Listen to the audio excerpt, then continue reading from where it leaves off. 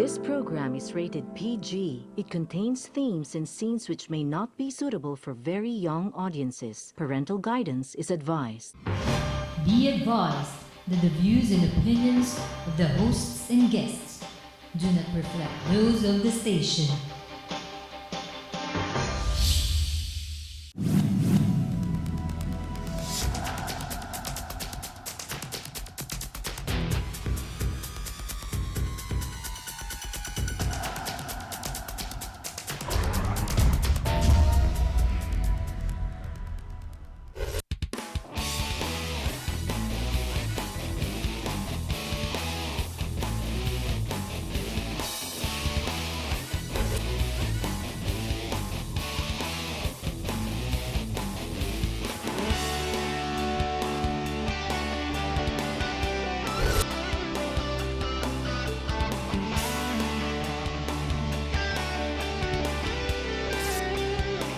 You are what you watch.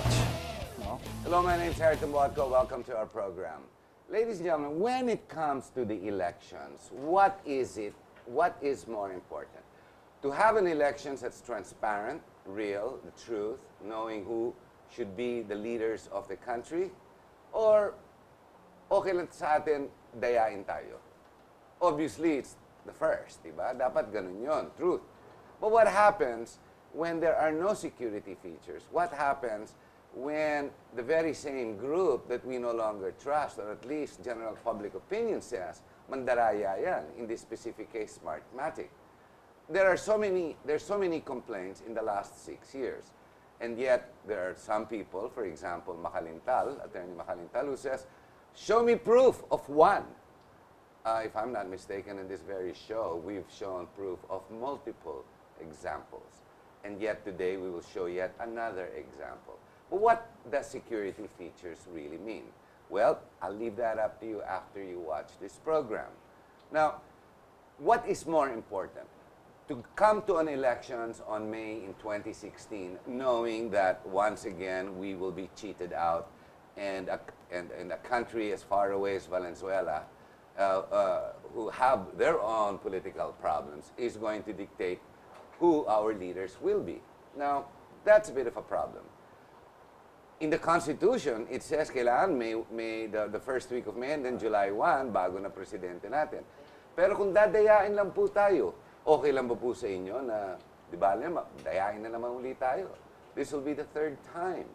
Alam mo, there's so many sayings, no? I mean, fool me once, fool me twice, and the idiot will come after the latter. We already know the leaders have said it 3-4 times, and they're still idiots, and they continue to be. What baffles me, or almost, it actually behooves me, I can't figure out why we tolerate this continuously.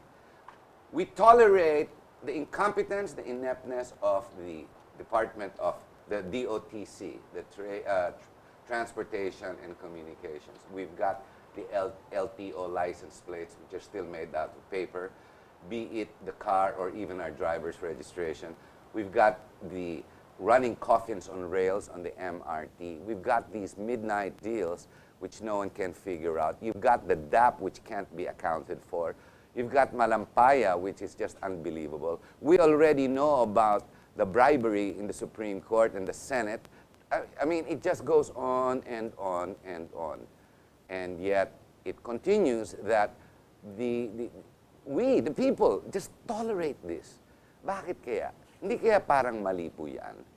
With us, we have former Commissioner Gus Lagman. I'm sure you all know him. He's quite infamous to the government and to the establishment, but very famous to all the others who are fighting for our freedoms and truth. Hello, Commissioner. Salamat narito ka. Maraming salamat din at kinumbida mo ako. Hindi, kasi alam mo, you're very popular when it comes to all these issues you've been raising. And what baffles me about you is, wala ka namang kikitain dyan. Ano mo? Laban ka pa rin ng laban. Well, let me explain that. No? I and many of my colleagues feel that we are obligated, that it is our obligation to react to what Comelec is or is not doing. No? Why? Parang if if I'd have my druthers, I'd rather just play golf, read a book, watch a movie, Yeah, you know. yeah, yeah. Listen to jazz. I know you like jazz. Yeah, Listen to jazz. But unfortunately, there are not very many of us who have the qualifications that what we're doing requires. Let me explain. No, we are IT people, and so therefore we understand automated elections. No, we understand what these machines are for. But in addition to that, because there are hundreds of thousands, maybe millions of Filipinos who are IT literate or IT experts or IT savvy. But there's a second thing that we also possess. We know elections. We have been running, I personally managed the Operation Quick Count of NAMFREL You did. from 1984 Oh, to matagal na, no? 2007. That's 10 elections. So I understand elections.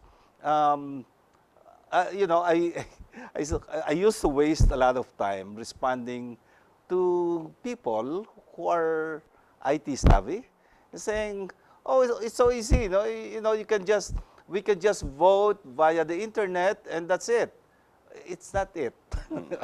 So before, I would respond to all of these comments, and it would take me sometimes hours to respond and explain that it's not quite that simple. It's not complicated, but not quite that simple. Meaning there's IT or the automation, and then there's the election, Then there's which is the other part. That's what we call, you have to have domain knowledge or industry knowledge. And the industry here is elections. And we understand that. And then third, and that's another reason why there are very few of us, is we own our time.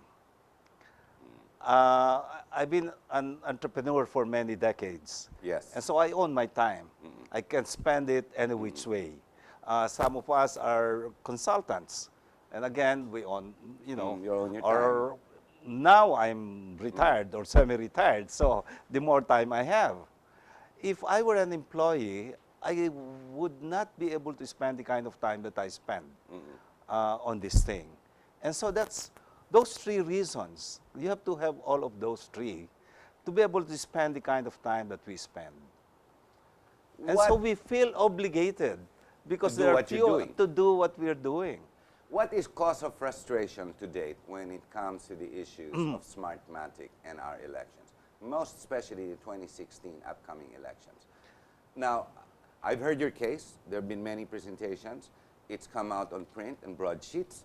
I've heard it on many TV interviews. And you have defended it, you write in the Manila Times, or is it the Star? Manila Times. Manila Times. I've read many of your articles that you actually go into detail. What is the current cause of frustration? Is it because the people in the Comelec don't have both the domain, the experience, the IT knowledge? Alam mo, puro bugado yan eh. Why that is, I still can't fathom. Because the legal part is when may reklamo na. But the implementation, it has to be first, IT experience, know-how, two conditions in the field. Diba? And understanding, ang nangyayari dyan, puro abogado eh, sila-sila. I mean, so it's gobbledygook between lawyer to lawyer. You know, the one thing about lawyers, everybody has a point of view. Even Grace Po has a point of view. Diba? Yeah. But the Chief Justice at the end of the day will say, hindi, mali ka, ikaw tama. And yet, that's even questioned. Even today, that's being questioned by the DOJ, De Lima, who went against the Supreme Court, but for some reason got away with it. That behooves me. But then again, what is the cause of frustration? Mga abogado, mga hindi alam kung ano nangyayari, or the Comelec itself? Well, that's one. Because they're not able to appreciate the situation the way we would. For example, if this were the private sector, you know very well that the system is inaccurate. I mean, and we can talk about why I say that. You know that it's not transparent, and that is very clear. You know, nobody sees the counting. It's like asking Smartmatic, "Oh, you lock yourselves in that room do the counting for us, and then just slip that piece of paper, ganun nga giving, nangyayari. giving us the results. That's the equivalent. I know, I realize that. You know, so we didn't see how it was counted. And so definitely it's not transparent. Why are we still using it? Why do we still want to use it in 2016? No, So this is yeah. the These are the causes of frustration. of frustration. But there's one other thing. Okay. Many Filipinos, unfortunately, because it's automation and not very many people understand this, they're happy with it. They're Ang not, bilis ng eleksyon. yeah, oh, bilis, no? And even election officers in the field say, oh, it's okay. I mean, it's Successful. It's Yeah. fast. It has reduced the number of violent cases or incidents, no? So, and that's one of the reasons why we're automating it, is the speed. But we're forgetting that it has to be accurate first and that it has to be transparent first. Now, cause of frustration, number one, the Comelec itself. Do they accede? Do they agree na they are not transparent? Do they realize that they are doing the voting for us, not the people? Di ba? I mean, they're the ones who are mechanizing and putting everything into this black box and whoa, it's magic. And then sino na lang mananalo. They're the ones slipping that thing under the door. But like them, they are like us, outside waiting for the slip to come out. They are not the black box. It's another country who actually is worse than the third world. They're dropping like a... I mean, they're worse than we are. And they're here making money out of us. This part I don't understand. Billions. Billions, yun na nga. Bakit natin, hindi kaya kumikita yung Comelec naman sa Venezuelan? Hindi kaya malaki kinikit, binubulsa nila? Corruption din pala yan. Mare. Oh my God, you saying that, it's like Napeñas, I heard him this morning. Sabi niya, the chain of command is responsible for the death of the SA-44, which means Noy-Noy, which means the Comelec. So, corrupt sila. Kumikita sila sa bilyones ng mga smart pa. Let me show this to you, and I want to hear your take on this and how this works. Ladies and gentlemen, I have here a mock-up. It's actually, this is printed specifically. Maybe we can ask the camera to zoom in on this. Okay, this is a typical ballot sheet. Sa taas po, para may disclaimer, nakalagay printed for Commissioner Bautista. Okay, kung nakikita niyo po yun. Ano? Ang rason po niyan, because this was printed by a private individual in a private location. Now, you'll notice it looks exactly like it feels exactly like it, and everything else. You've got the security features. Ito po yun, yung mga nasa tabi. You see these dots that come down. You see the dots that come down. Yan. Then sa pinakailalim, of course, yung yung mga readers na yan, mga codes yan na kaya basahin ng PICOs yan, based on what they call the source code. Ganun din po sa taas, makikita niyo yan. Now, I know the camera can't go very closely, but let's try to go. Just choose on one. We'll ask the camera to zoom in on this. Yan. Miski sino dyan, ito na lang para dito. Yan. Makikita natin, ang pinakauna dyan, sino ba yan? Acosta. Si Acosta, si Nery. Okay. Makikita nyo po, may bilog-bilog po yan. That's where we mark with our pencil pen kung sinong bobotohin natin. Andiyan po yan. Now, if you look carefully again, let's see how close if you will notice, sa ilalim po na Acosta, how close can you go on the zoom? Let's ask. This is the closest, okay. Sa ilalim po na pangalan niya, nakikita mo Acosta, sa ilalim niyan, Nicanor ata ay Dodong. Nakasulat Dodong. Acosta, Velelianos, Dodong. Sa ilalim po ng second name niya, doon sa ilalim, may maliit na linya po, maliit na linya. Kala mo parang in-underline lang, pero hindi in-underline ang buo. I will show you the look in another document. Ito po, for example, yan. I-ano natin, yan. Tignan mo po yan. Sa ilalim ng pangalan ng Jojo, parang may linya. Nakikita niyo po yon, that line. Pag nilapit nyo, you'll notice even with the camera just by itself right now, there are, parang may mga letra. That's called microtext. Yung microtext po niyan, linalagay yan sa ilalim ng pangalan para malaman, parang security feature po yan. Ganon din yung Kichipeco sa ilalim. Kita mo, under, parang letter F, tas doon nag-umpisa, parang may linya. Oh, yan. Yan, inuulit-uli yung pangalan nila. Ladies and gentlemen, ang tawag po dyan microtexting. The purpose of that is what you call a security feature on the ballot. Now, let me bring you back in 2010. It was GNN who uncovered and broke the story of a number of PCOS machines that were found in a private house together with the ballot paper. Ano kaya ang ginagawa nila doon? Well, obviously, somebody who has a lot of money, influence, and power, which we call guns, goons, and gold, had the PCOS machine, nabayaran niya Smartmatic, may mga 5-10 siya doon, arami siyang ballot paper, ginawa niya yung kaninya, siya ang gumawa, sinaksak na sinaksak buong araw, habang tumatakbo yung eleksyon, pagdating ng mga ballot sa mga lugar nila kung saan sila gusto manalo, ibabasura na lang, ito yung gagamitin, gano'n na lalabas. Kita niyo po, it is another aspect of cheating. What do you think of this? I was, incidentally, Commissioner, no? I was told that this was brought to Attorney Bautista, Commissioner Bautista, last Friday morning, together with some commissioners in the Comelec, and they had yung jewelry magnifying glass to verify and actually read the names. And they were all awed and taken by surprise. Oh, may ganun palang ganyan. Now, what behooves me, how can they be surprised when they are supposed to be ones protecting us, knowing about these security measures?